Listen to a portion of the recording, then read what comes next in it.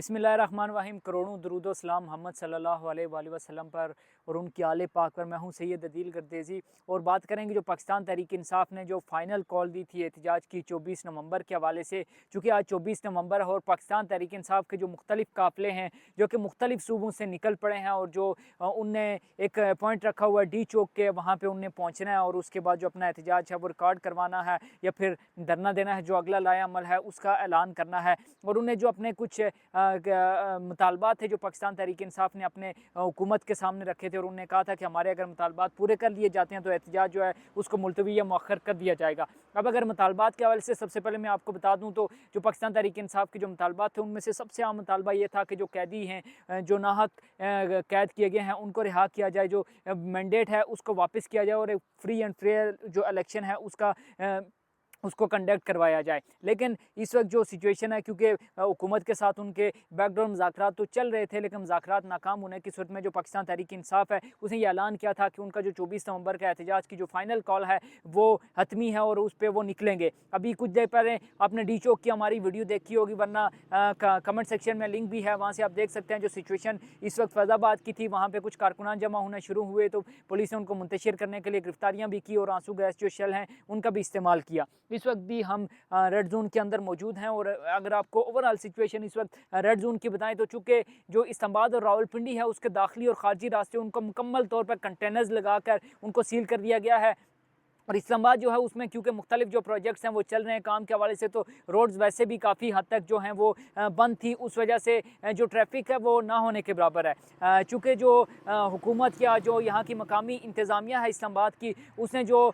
Local transport है उसको भी बंद किया हुआ है और ट्रांसपोर्ट बंद होने की वजह से रोड्स पर जो ट्रैफिक है वो ना होने के बराबर है। अब अभी तक तो आप कह सकते हैं कि जो मोबाइल फ़ोन सर्विस है वो चल रही है, लेकिन जो PTA की जानिब से एक अलामिया आया था और उन्होंने कहा था कि जब हालात को देखकर उसको बंद कर दिया जाएगा, यानी कि हालात थोड़े से ख़राब होते हैं तो जो PTA है वो मोबाइल फ़ोन और इंटरनेट सर्विस को बंद कर देगी। बहरहाल जो मुख्तलिफ काफ़िले जो खैबर पख्तूनख्वा से, सिंध से, बलूचिस्तान से या फिर पंजाब के दीगर अजला से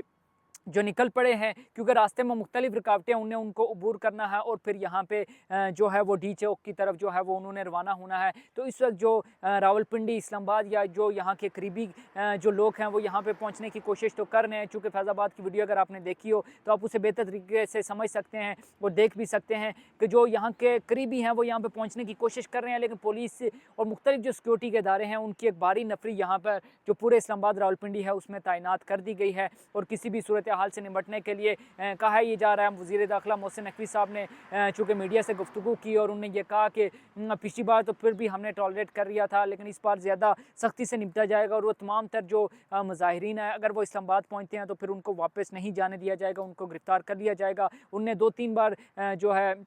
जो पुलिस लाइंस में खिताब किया और उन्होंने कहा, पुलिस एहलकारों से मुखातिब होकर उन्होंने कहा कि इस बार जो भी लोग आएंगे आपने उनको वापस बिल्कुल भी नहीं जाने देना। और मुख्तलिफ जो हिकमत अमली है वो बताई जा रही है, क्योंकि इस वक्त जो रात के वक्त जो इस्लामाबाद और रावलपिंडी में है सर्दी भी होती है, तो इस वक्त ये कहा यह जा रहा है कि जो ठंडा पानी है उसका इस्तेमाल किया जाएगा मुजाहिरीन को मुंतशिर करने के लिए। साथ ही साथ आंसू गैस जो शेल हैं वो फेंके जाएंगे और रबड़ की गोलियों का इस्तेमाल भी किया जाएगा। बहरहाल जो बड़े काफ़िले हैं इस वक्त जो इस्लामाबाद की हदूद में, अभी तक कोई भी ऐसा काफ़िला इस्लामाबाद की हदूद में दाखिल नहीं हुआ। जब कोई भी ऐसा काफ़िला इस्लामाबाद की हदूद में दाखिल होता है तो तब देखना ये होगा कि जो इस्लामाबाद की जो ओवरऑल सिचुएशन है, जो इंटरनेट की सिचुएशन है या जो रास्ते के क्योंकि थोड़ी तो कुछ जगह ऐसी है जहाँ से शायद गाड़ी को गुजरने की या बाइक के गुजरने की जगह है, तो तब जब इस तरह की सिचुएशन बनती है तो आया उसको भी बंद कर दिया जाता है या उसको ओपन रखा जाता है, तब पता चलेगा। वीडियो कैसे लगी कमेंट सेक्शन में आपने अपनी राय लाजमी देनी है। चैनल को सब्सक्राइब लाजमी कर ले, क्योंकि एहतजाज से जुड़ी जो भी खबर होगी आपके साथ शेयर करते रहेंगे। अभी तक के लिए मुझे दीजिए इजाज़त। अल्लाह हाफ़िज़।